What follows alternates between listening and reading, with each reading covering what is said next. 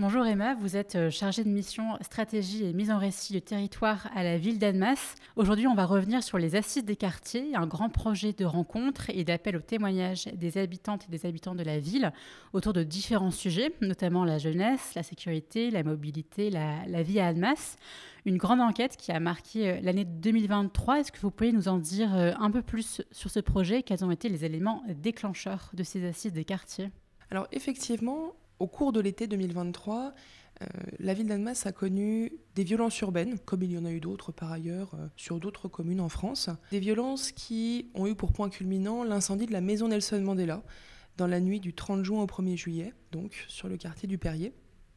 À la suite de ces violences, lors du conseil municipal du 5 juillet, monsieur le maire avait pu annoncer sa volonté de mettre en place des assises des quartiers, donc finalement un temps de discussion avec l'ensemble des habitants des quartiers du Perrier, mais aussi de Romagny, pour lancer finalement un dialogue autour des événements qui ont pu être vécus, et puis au-delà de lancer un dialogue pour réfléchir ensemble sur les besoins du public jeune, sur ces quartiers et au-delà même sur le territoire annemassien. Pour ce faire, dans la continuité de cette annonce, nous avons lancé une consultation qui a permis de retenir un prestataire, donc le bureau d'études spécialisé en concertation et en participation citoyenne NALIS, bureau d'études d'Ambérieu-en-Bugey, qui a été mandaté donc pour nous accompagner dans la production d'une analyse des besoins pour la jeunesse et pour identifier les prémices d'un plan d'action afin de répondre aux besoins, comme je le disais, identifiés au préalable. Alors, comment s'est déroulée cette rencontre avec les habitants? Quelles ont été les grandes étapes de cet appel au témoignage? L'esprit était vraiment de déployer une méthodologie très proactive, une méthodologie qui s'inscrit dans ce qu'on appelle l'aller vers, c'est-à-dire vraiment aller au-devant des habitants, aller au-devant des premiers concernés pour récolter leurs témoignages, récolter leurs besoins, leurs visions aussi du territoire vécu. Donc pour ce faire, nous avons tenu la démarche sur la toute fin d'année 2023, c'est-à-dire que les assises se sont déroulées d'octobre à décembre 2023, donc autour de 3 phases bien différentes et tout à fait complémentaires. Nous avons démarré toute cette démarche au mois d'octobre avec premièrement une phase de préparation. Finalement, c'était une phase pour le bureau d'études d'acculturation avec le territoire et pour les partenaires et toutes les personnes sollicitées d'acculturation à la démarche en elle-même et à la méthodologie qui allait être déployée. Donc pour ce faire, nous avons d'une part rencontré l'ensemble des acteurs locaux, c'est-à-dire les institutions, les associations, les services de la ville également, pour que chacun puisse faire part de sa vision des besoins de la jeunesse, entre autres, et de la vie dans les quartiers. À la suite de cela, l'idée était de pouvoir embarquer tout le monde collectivement sur la démarche, finalement de pouvoir fédérer l'ensemble des acteurs dans une dynamique de concertation et de co-construction, donc les 2 prochaines phases sur lesquelles je vais revenir dans un instant. Et donc pour ce faire, nous avons proposé une grande réunion de présentation du dispositif et également une réunion qui a permis de débattre collectivement sur ce qui était proposé. Tout cela nous a permis de démarrer la seconde phase, donc la phase de concertation cette fois-ci, où l'idée était de donner la parole aux habitants, comme je le disais précédemment, dans un esprit d'aller vers. Donc pour ce faire, nous sommes allés directement sur les quartiers du Perrier et de Romagny, et nous avons proposé des temps spécifiques et des temps dédiés. Et nous avons proposé 2 dispositifs bien spécifiques, qui encore une fois étaient absolument complémentaires, pour que chacun puisse faire part des besoins de la jeunesse et également de sa vision de la vie dans les quartiers. Quand je dis 2 dispositifs spécifiques, c'est que nous avions d'un côté des papotages ambulants.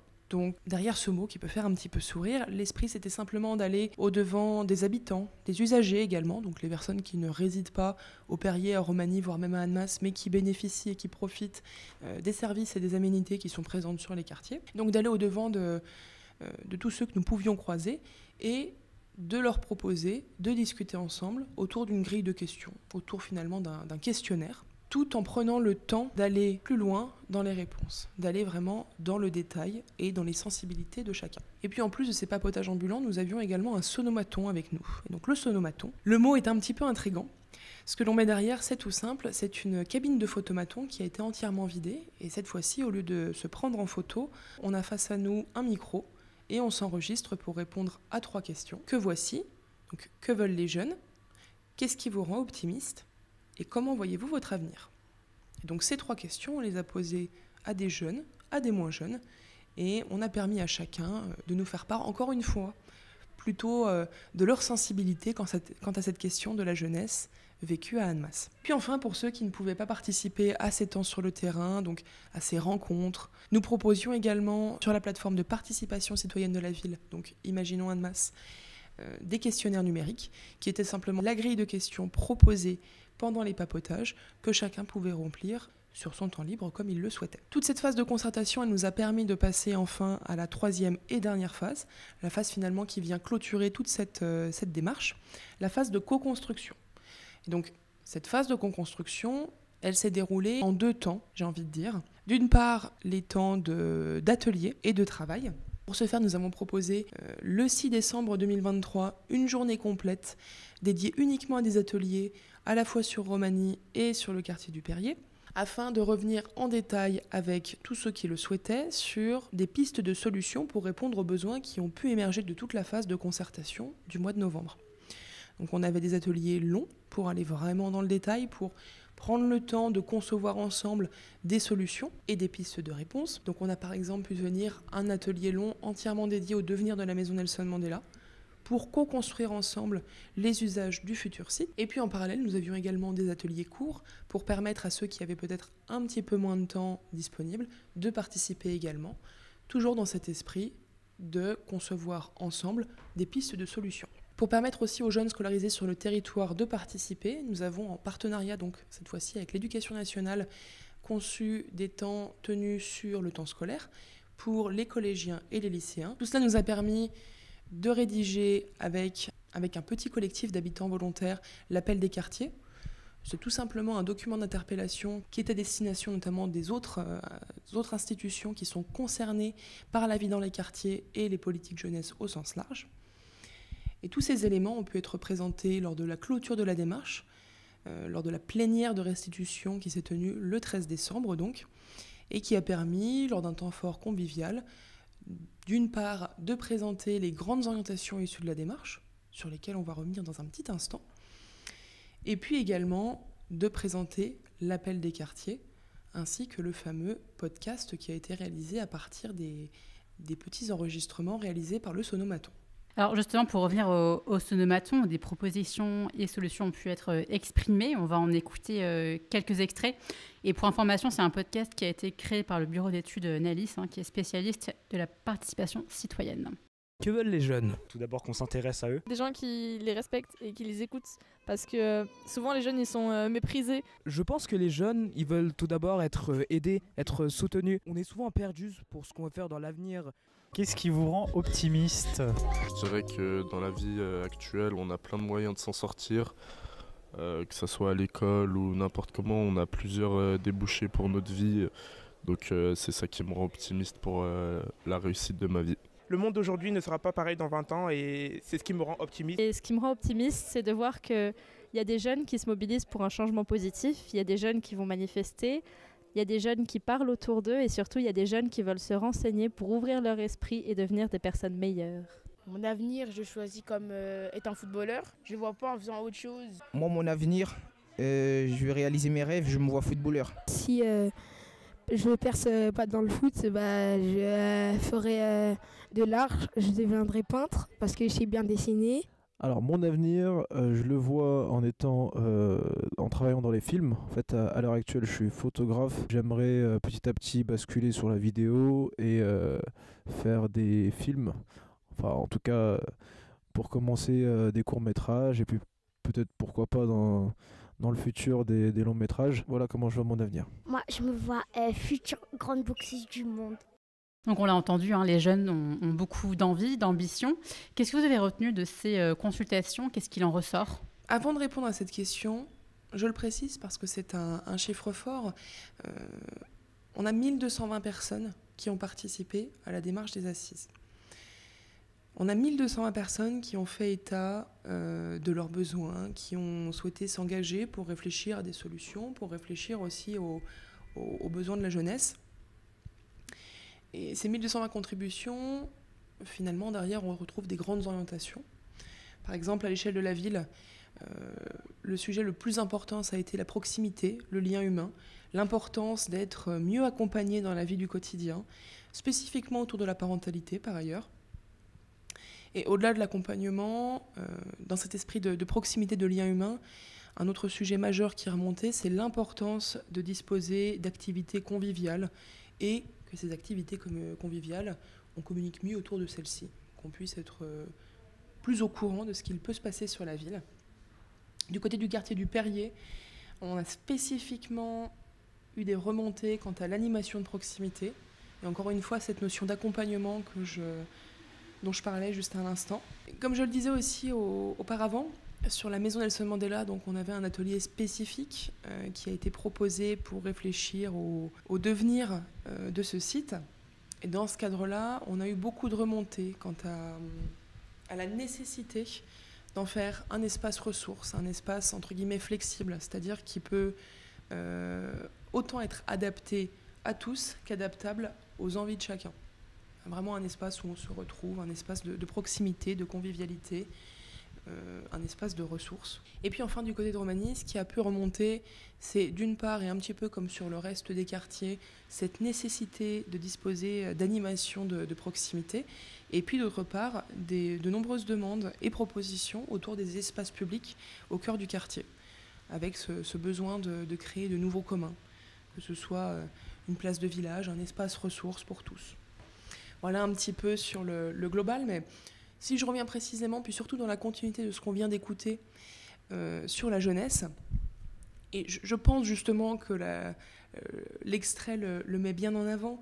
L'enseignement principal qu'on tire de cette démarche, c'est qu'on a des jeunes Annemassiens qui sont optimistes, qui sont ambitieux, qui ont des envies fortes pour la suite, ce qui nécessite derrière que nous, et quand je dis nous, que ce soit institution comme association, nous soyons en mesure de répondre à ces besoins avec autant d'ambition et d'optimisme envers eux. Je pense également que ce qui a pu ressortir, que ce soit dans la manière dont la démarche s'est déroulée, ou que ce soit dans les sujets qui ont pu remonter, c'est l'importance de la présence sur le terrain, l'importance de recréer de la proximité, de se retrouver, que ce soit pour échanger, que ce soit pour des activités plutôt conviviales, l'importance d'être face à quelqu'un, surtout dans cette période post-Covid. La proximité a vraiment été l'un des points forts, et au-delà des points forts, l'un des points essentiels qui ont pu ressortir de la démarche. Et puis surtout, on le voit bien encore une fois, quand je reprends ce chiffre fort des 1220 participations, c'est l'importance de co-construire et l'importance, au-delà de simplement co-construire, de donner la parole aux jeunes, de leur permettre de participer, soit en proposant des temps qui sont spécifiques finalement, des espaces de parole qui leur soient adaptés, que ce soit dans la temporalité des projets, que ce soit par rapport également à des politiques publiques qui leur sont dédiées. En tout cas, le point commun dans cet esprit, c'est vraiment de se dire qu'il faut nécessairement re-questionner par moment l'action publique en impliquant directement les bénéficiaires. Et c'est bien ce que nous avons fait pendant les assises. Et alors, concrètement, à date d'aujourd'hui, qu'est-ce qui a été réalisé et qu'est-ce qui est sur le feu pour 2025 ? Comme je le disais juste avant, l'objectif était justement de tenir l'ensemble de la démarche des assises sur la fin d'année 2023, afin de pouvoir, dès le début d'année 2024, passer sur une phase de mise à l'action concrète. Ce qui est passé par la création d'un plan d'action par les directions concernées, plan d'action qui recense 114 actions concrètes qui seront toutes mises en œuvre entre 2024 et 2026. Donc sur le premier semestre 2024, nous avons premièrement pu déployer de nouveaux créneaux de futsal au quartier du Perrier, donc sur le gymnase Robert Salaz, pour les jeunes. Nous avons également largement déployé le service jeunesse, qui est passé de 6 agents en 2023 à 11 agents en 2024. Et puis surtout, une demande qui avait été marquée pendant les assises, nous avons pu réouvrir la salle jeune située au cœur du quartier du Perrier, qui accueille désormais en accès libre des jeunes qui ont envie de faire des activités entre eux, de passer un petit peu de temps et ainsi de suite.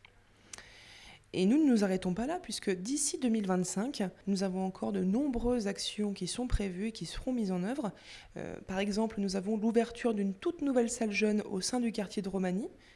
Nous avons également le déploiement, encore une fois à Romagny, de nouveaux créneaux dédiés au futsal pour les jeunes. Nous allons également déployer des animations décentralisées en pied d'immeuble sur toute la ville, ce qui vient encore une fois s'inscrire dans cette demande de temps de convivialité, de temps d'animation au quotidien, de temps d'activité. Et puis au-delà de tout ça, deux autres actions qui font largement écho aux grandes orientations que j'avais pu évoquer juste avant.